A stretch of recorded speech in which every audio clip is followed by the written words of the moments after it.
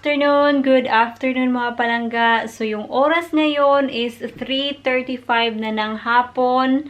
So magandang hapon sa inyo. Welcome sa ating vlog. Hindi ko alam kung ano yung ganap pero we'll see. But at the moment, tingnan nyo sa labas. May kinakausap si Mr. na taga National Grid. Ito yung hapunan namin ngayon. So, gumawa ako ng Lancashire hot pot. Ang bango-bango. Yan. Close up. Yan. I hope magustuhan ni Mr. Tinawagan ako ni Mr. and tinanong niya kung anong oras ba daw maluto yung hapunan. Sabi ko, now, ngayon na. Naalala ko din na kailangan pala niya ng damit. Kailangan niya magpalit ng damit kasi tinatransfer niya yung gas sa tangke, yung pinakita kong tangke na next sa workshop. Tinatransfer niya ngayon and na-spill niya ng kaunti sa clothes niya. So, kailangan niya mapalit kasi sobrang baho. Merong amoy ba? Yung amoy, parang nakaka-addict yung amoy. So, prepare ko naman yung damit niya pero nakalimutan kong dalhin sa kitchen ba. Kasi baka mangamoy din. Kasi nagluto tayo. Ilagay ko to sa utility. Kasi I think nandito na. Hello! Here. Oh, turn that down. Okay. Nag-ano lang, naghuhugas ng kamay si Mr. and isi-set up na natin yung ating tray.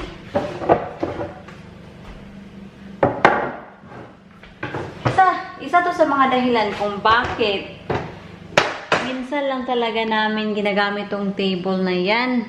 Yan. Kasi, meron kasi kaming tray.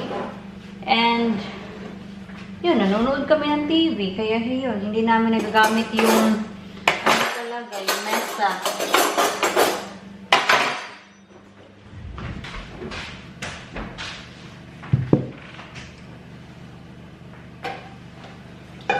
Woohoo! No. Oh, no.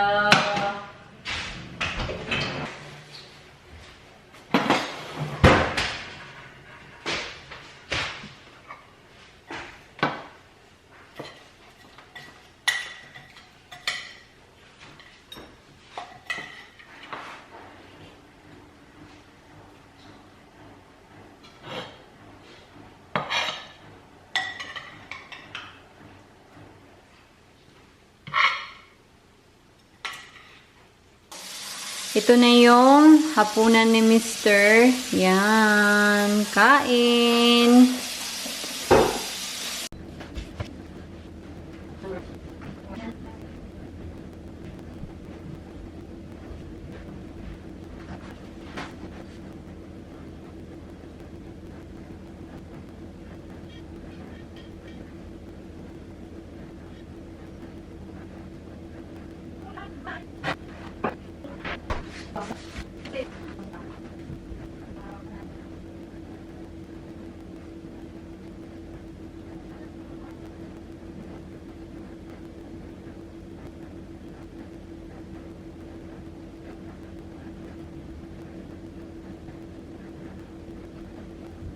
The next day.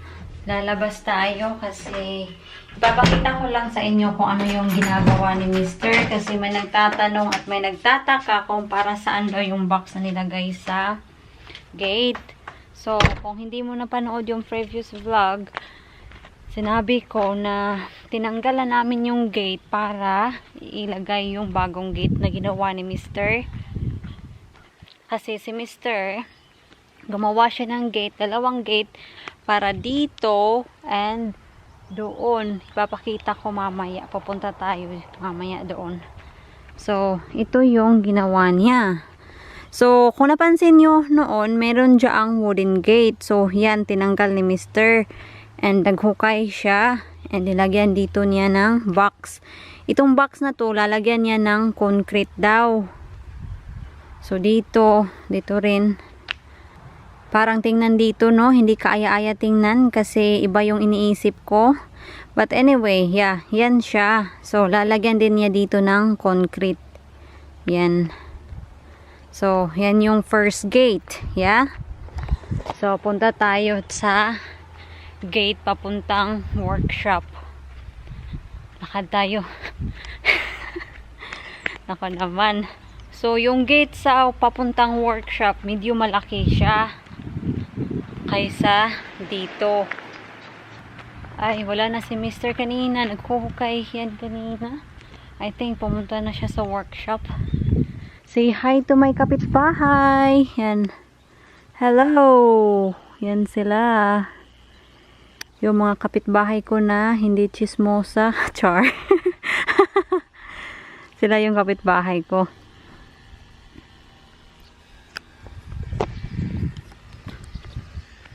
Para saan to?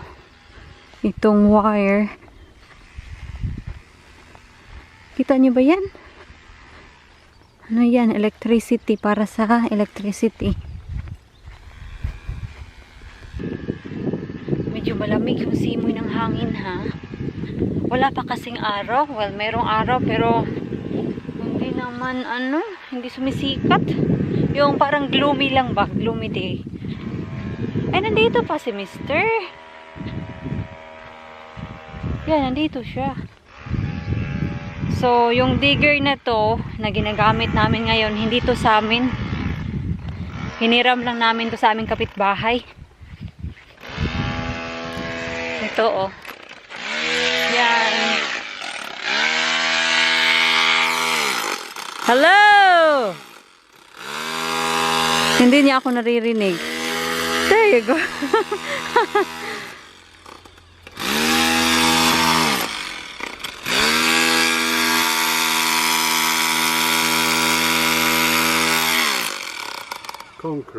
Concrete, yeah.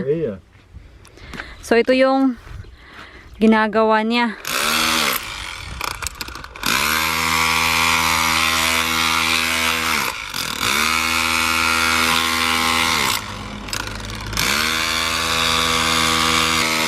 Did you find a gold?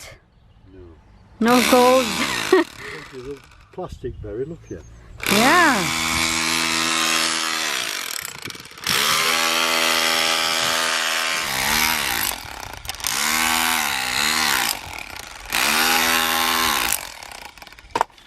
How thick is it? It's about 12 inches.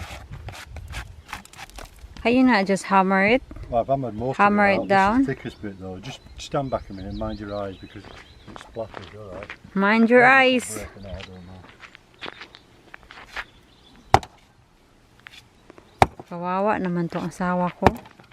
So, kailangan nating mag-stand back kasi may mga splatter. Ayaw nating mapunta sa mata. Not having it. Not having it. Do you want me to have a go? What with hammer? Okay. Nabiblink-blink na yung camera.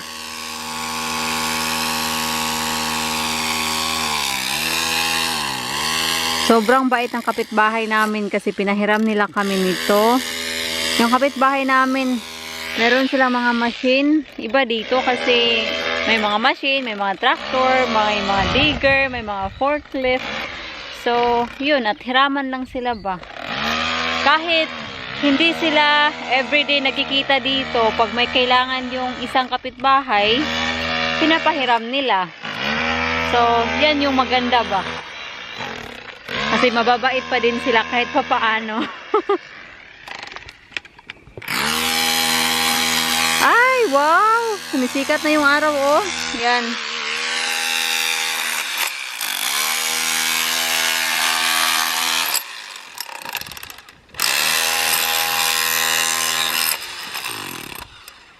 Oh, it's coming.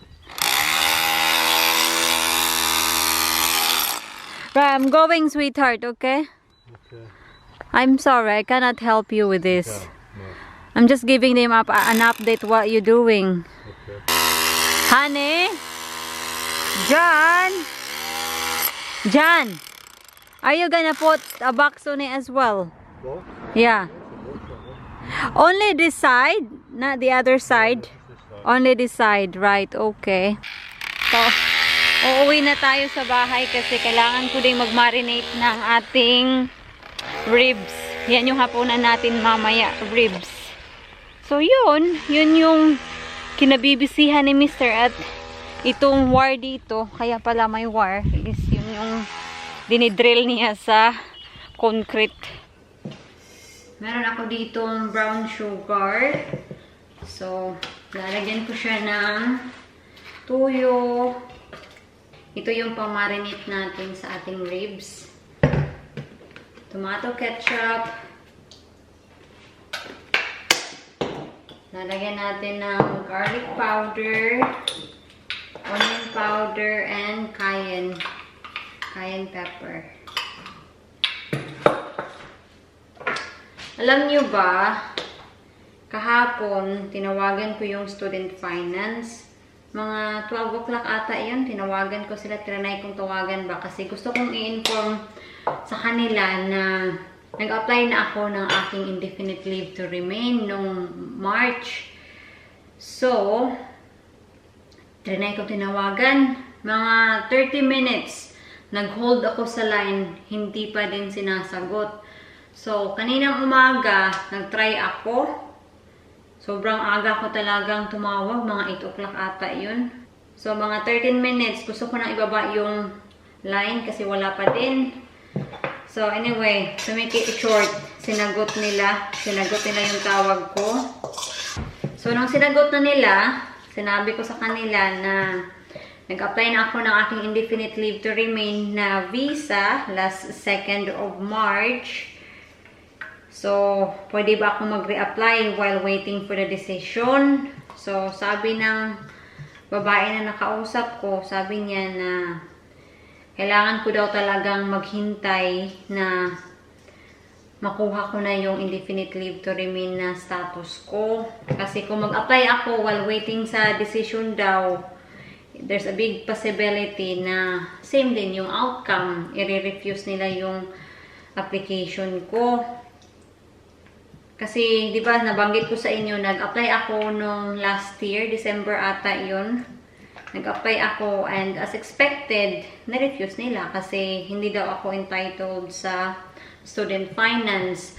Sa residence permit ko kasi, yung remarks niya, sa harapan, work permitted, and din sa likod, no public funds. So, kaya din siguro talaga, nire-refuse nila yung application ko every time na nagtatry ako na manghingi ng tulong dito sa government kasi yung remarks is no public funds nga.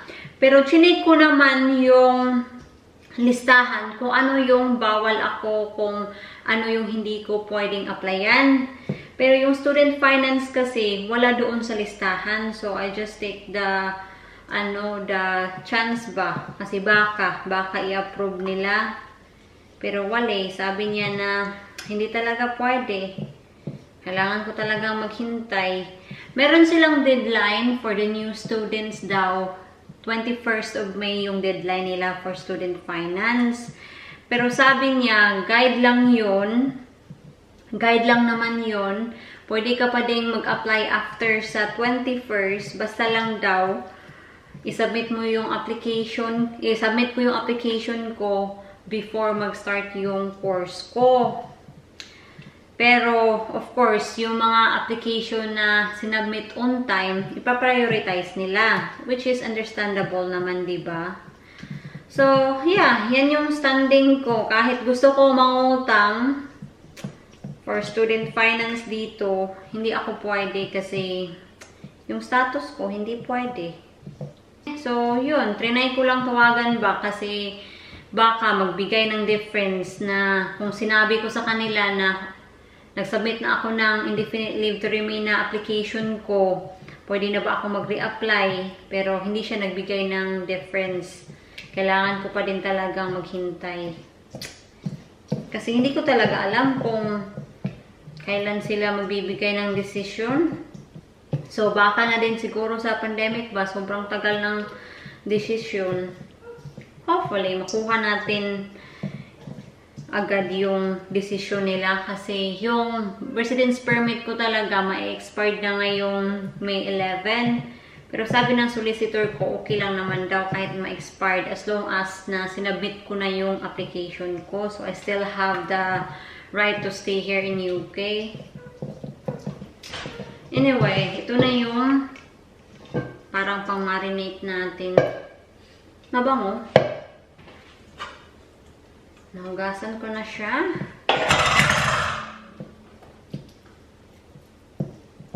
Hala! Umuulan. Nagtatry siyang umulan.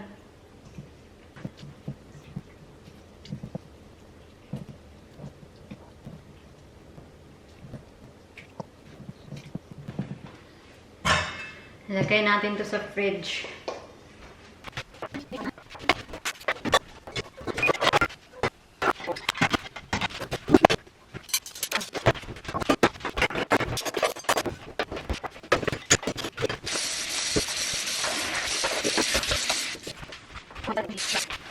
$2.52 na dito ng hapon. So, kailangan ko na itong ilagay sa oven para maging tender yung meat. Umuulan pa din. Naku.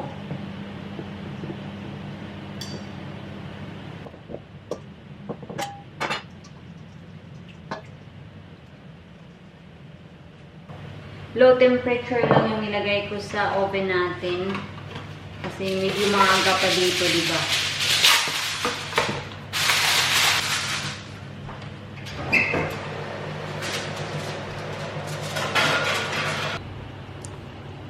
Tingnan nyo si Mr. nandoon siya, oh. LDR. Tingnan nyo, nagsampay kanina si Mr. Sinabihan ko na huwag magsampay kasi uulan. Pero sinampay niya. And yun. Basa. Hindi pa nga yan natutuyo. So, dahil umuulan, yung ginagawa kanina ni Mr. hindi siya natapos. So, tomorrow na lang siguro. Tomorrow na lang. Kanina, may tumulong sa kanya yung kapitbahay namin. Pero, dahil umulan, ayun, na-interrupt sila.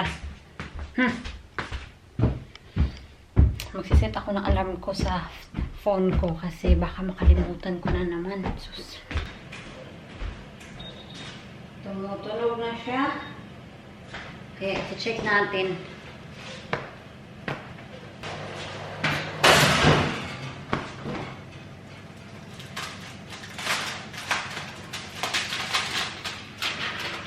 Wow! Tingnan nyo to. Ang bango ha. Sobrang bango. Yan.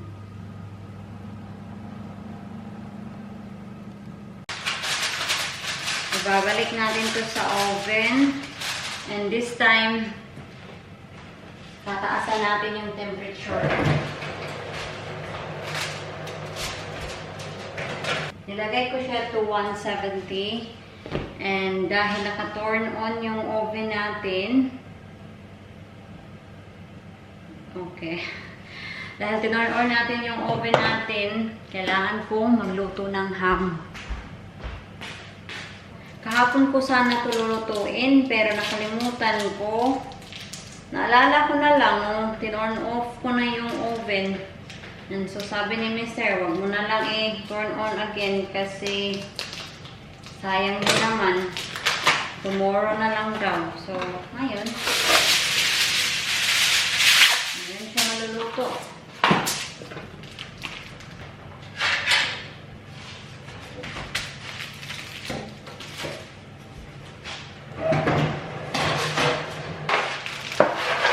Hapunan time na dito mga loves, kaya ilalagay ko na itong fries.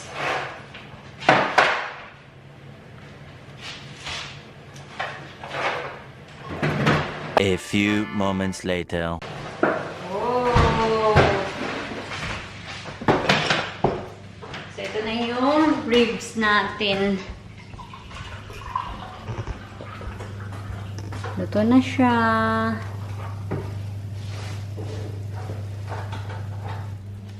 Ito yung tea ni Mr.